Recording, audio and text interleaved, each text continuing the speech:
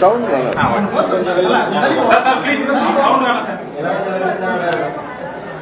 அவரை ராஜாமணி இப்படி வர சொல்லுங்க.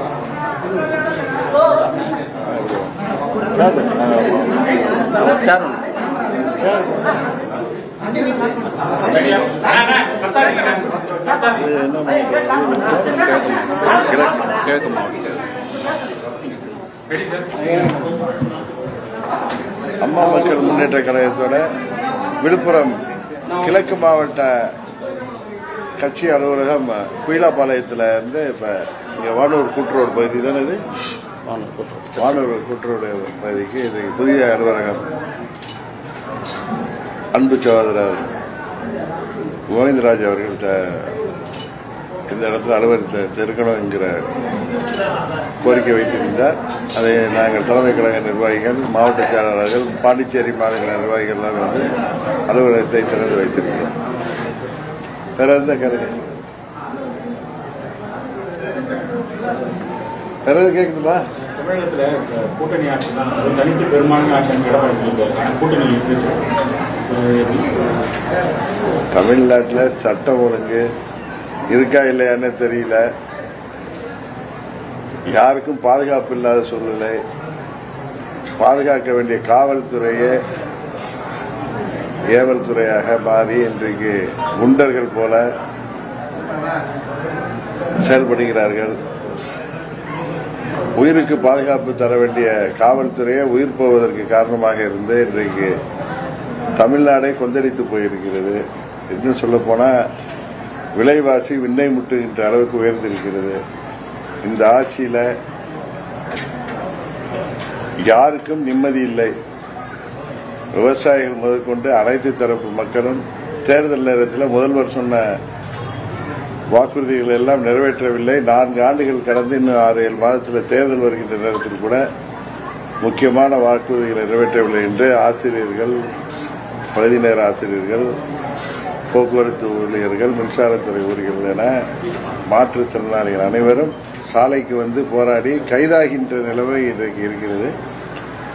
இந்த ஆட்சியின் அவலங்களை மக்களுக்கு எடுத்துச் செல்கின்ற கூட்டணி தான் எங்களது கூட்டணி. எங்களது கூட்டணி ஆட்சி அமையும் என்று அமித்ஷா அவர்கள் சொல்லியிருக்கிறார்கள்.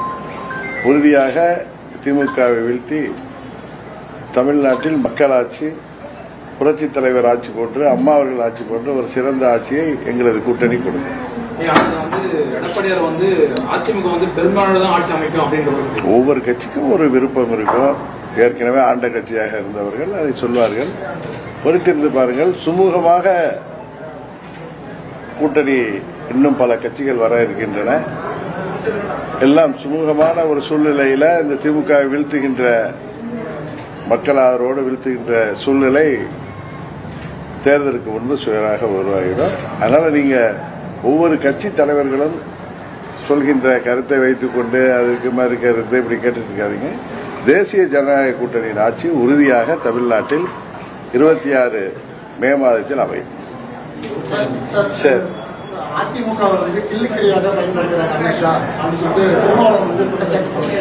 திருமாவளவன் எங்க கூட்டணியில் இருக்காரு? அவருக்கு தேவையில்லாத கருத்து இது. அவரு தான் டெய்லி ஒரு கருத்து சொல்லிட்டு இருக்காரு.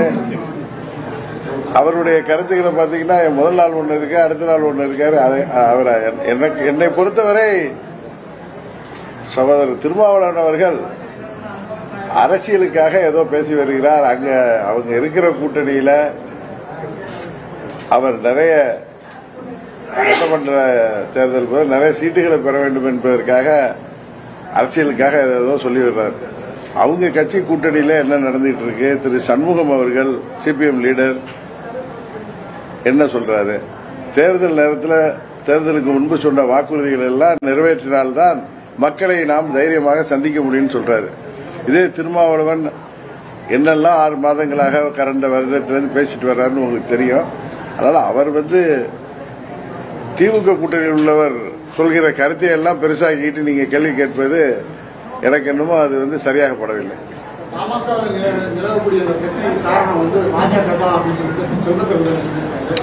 அதாங்க அவர் காங்கிரஸ் கட்சியை சேர்ந்தவர் சொல்றதெல்லாம் நீங்க வச்சுட்டு கேள்வி கேட்கலாமா?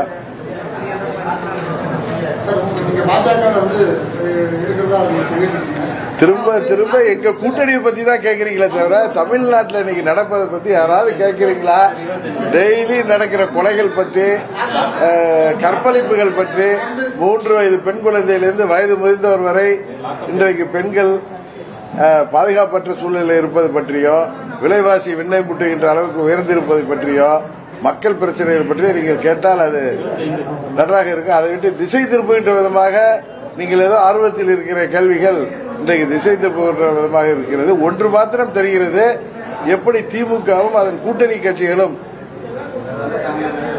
தேசிய ஜனநாயக கூட்டணி வலுப்பெற்று வருவதை கண்டு அச்சப்படுகிறார்களோ அதை உணர்ந்து கொண்டு நீங்கள் எங்கள் கூட்டணியை பற்றி கேள்வி கேட்கிறீர்கள் என்பது மாத்திரம் எனக்கு புரிகிறது. உங்களது எதிர்பார்ப்பு போல நல்ல விதமாக எங்களது கூட்டணி சிறப்பாக செயல்பட்டு மக்கள் ஆதரவோடு நீங்கள் எல்லாம் எதிர்பார்ப்பது போல இந்த திமுக ஆட்சியை, மக்கள் விரோத ஆட்சியை முடிவுக்கு கொண்டு வருவோம். ஆமா, அதான் சொல்றேன். திரு ஸ்டாலின் அவர்கள் ஆட்சியில் கடந்த 4 ஆண்டுகளாக ரவுடிகள் ராஜ்யம் எப்பெல்லாம் திமுக ஆட்சிக்கு வருதோ அப்பெல்லாம் ரவுடிகள் சாம்ராஜ்யம் கொடிகட்டி பறக்கும். அதுக்கு நேர்முகமாகவோ இல்ல மறைமுகமாகவோ திமுகவின் ஆதரவு இருக்கும்.